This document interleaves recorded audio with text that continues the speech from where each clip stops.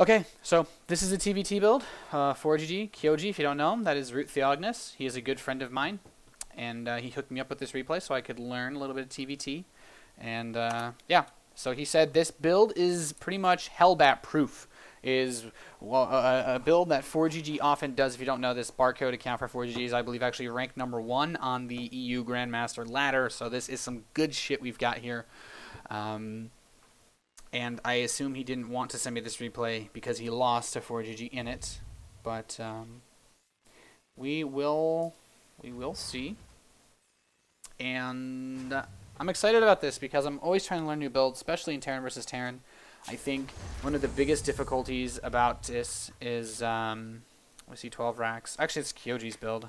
Let's look at this is the guy we want to watch. KyoG is Theognis. The barcode is forGG. But forGG is doing the same thing anyway. He's going to go 10 depot, 12 racks. So let's just keep our eyes on the right player here.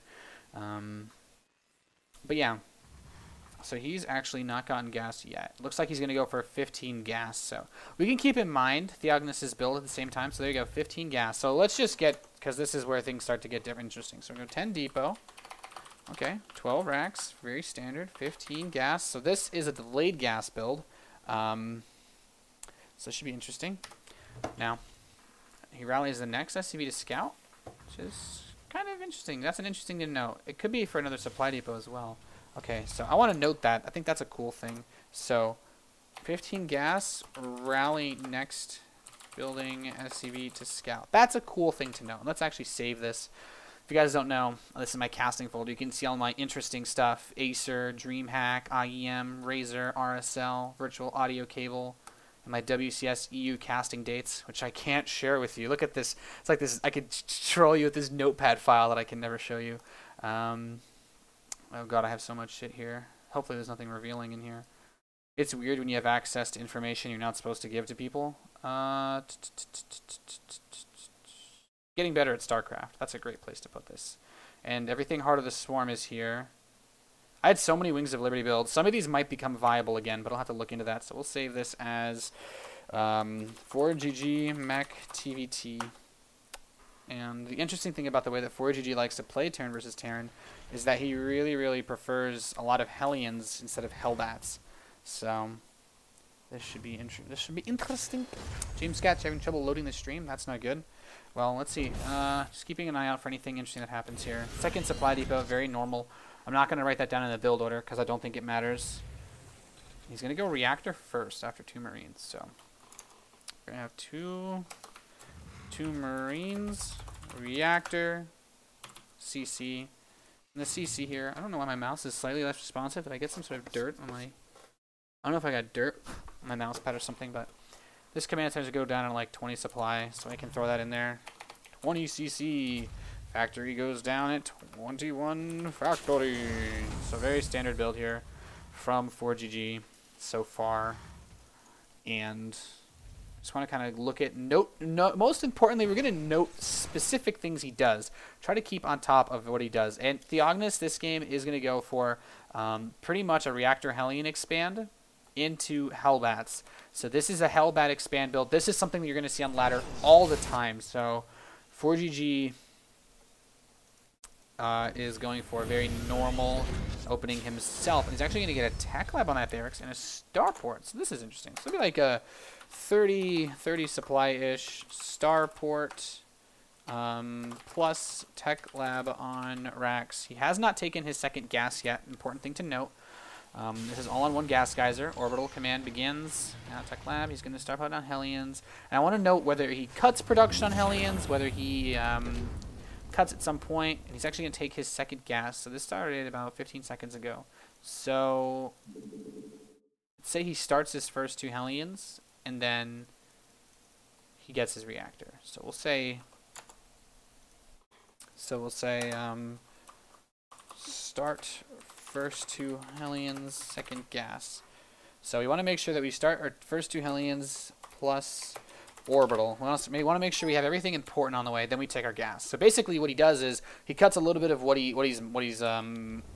he cuts the gas timing to line up so that he can afford this. As soon as he can afford to start that orbital, he can start that. He goes straight for it, and he's actually going to open up with a Viking first. So this is interesting. So let's note that as well in the starport.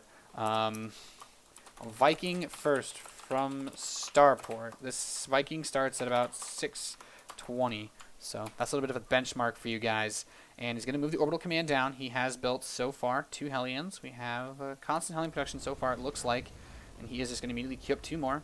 So very, very standard, interesting play from forGG. The Viking will deal with Hellions pretty well. So far, Theognis has opened up with 4 Hellions of his own. Not quite as many Marines, but now he has his Hellbats on the way. His first medevac is about to pop. So Theognis is actually doing this off of 1 gas. So he's doing a very economic Hellbat drop build. This is not any kind of all-in mass Hellbat Doom drops with a reactor on the starport. So let's just keep that in mind. And right now, forGG, he is going to move this starport over to the tech lab once the Viking is done.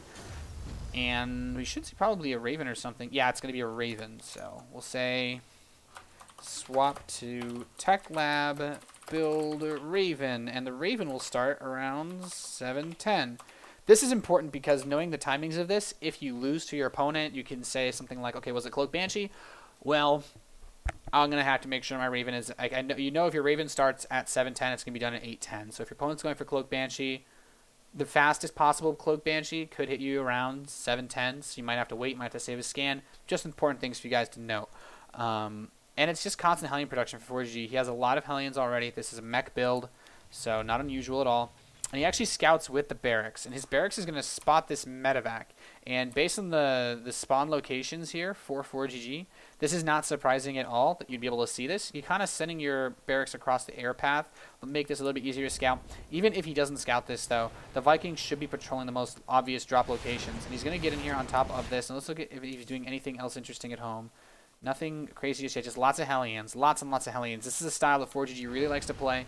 And it's a very nice style, actually, because the thing is, Hellbats actually have less range than Hellions. And once you have enough Hellions, of course, if they can't get close enough to you to just crush you, you should be able to deal with them pretty well. So, interestingly enough, we're actually going to have a 3rd command center at 8 minutes. So, 3rd CC, 8 minutes. Now, there's something about this build that really makes it interesting as far as regular TvT goes. This many Hellions will shut down pretty much any fast Marine drop build.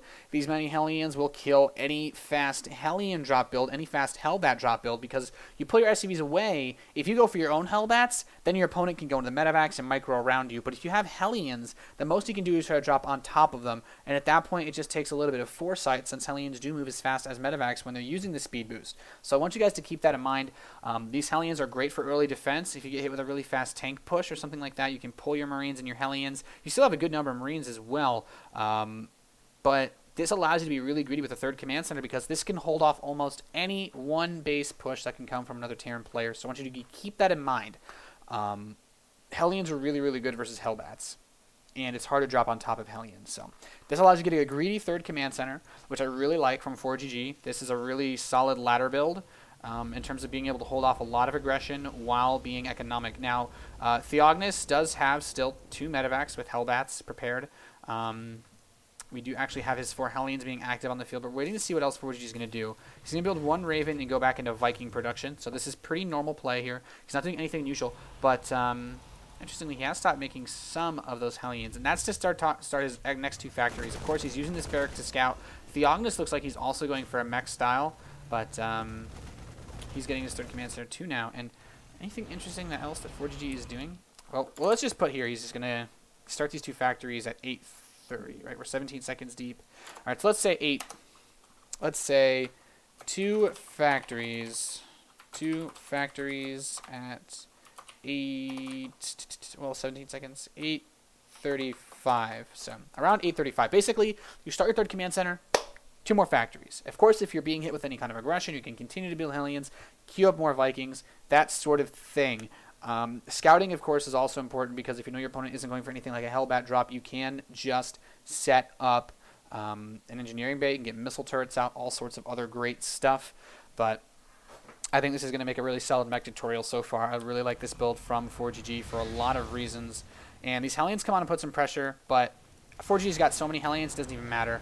Theognis is now... So here comes the double Hellbat drop from Theognis. And the thing is, forGG pulls the SCVs away. The Hellions just get into a great position to kill all the Hellbats. And that's the beauty of this build. It's not so much the whole issue of, well, Hellbats are better than Hellions in a head-to-head fight, because if they can both attack each other with no micro, yeah, Hellbats are going to win pretty convincingly. But these Hellions are able to just chase all this aggression away. Total workers killed. Okay, Theognis has killed 3 workers. That's fine. He's got 6 Hellbats. forGG, he's got 10 Hellions. He's got a Raven. He's got a Viking. And he got his 3rd command center a little bit quicker. Orbital command is just now starting as it's about to finish here. For forGG, and the Hellion positioning is good because he can get on the aggressive again suddenly, and Theognis is going to set up a full wall. He's going to completely try to stop forGG from busting in, but this is a very interesting timing from forGG, and he's kind of recognized that his opponent threw away a lot of units there. Of course, behind this, he's going to continue to produce these. I love that he's getting a Banshee to mix in here. Of course, it's going to be very useful versus his opponent's tanks. Since Theognis is also going mech, he is not going to have to worry as much about Theognis having much anti-air, especially since he already has those Vikings. So everything's kind of lining up here. He's going to take these extra 2 gas geysers. They feel a little bit late for forGG. He won't be able to immediately start tank production, but he's still looking fine otherwise. And this is a very cute timing. I think the game's about to end here, so this must work. And I really actually like this a lot. He drops a Seeker Missile on top of these. The Hellbats are going to drop, but forGG just has so much stuff. Looks like he's just going to bust down the front door of his opponent's base. And, yeah. There's the GG from Theognis. And, you know, when you only have Hellbats at home to defend, the range advantage on the Hellions is very, very good. Hellions are easy to micro around, and using the Vikings to throw in the extra bit of damage is really, really nice. So I like this a lot, not just because the timing that forGG goes for wins him the game very quickly, but because it's such a solid opening. So I feel like this is a good tutorial for a mech opening in TvT as far as a lot of defensive play goes while also being greedy. The only thing I would say is that on maps like Star Station, where you're going to get hit with a lot of Reapers, it's going to be rough. It always takes good Marine Micro to hold Reapers, pretty much. You're not going to have crazy fast Hellions, but if you scout with your SCV, some Reaper cheese, maybe scout earlier on maps like Star Station, if it's going to be something like that, you're going to have some trouble. But on maps like this, where there's not that much space for a Reaper to jump up, you're going to have a pretty okay time holding off with the 2 Marines until you get to the Hellions. So I like this build, and yeah, that's about it. That's our TvT forGG mech build.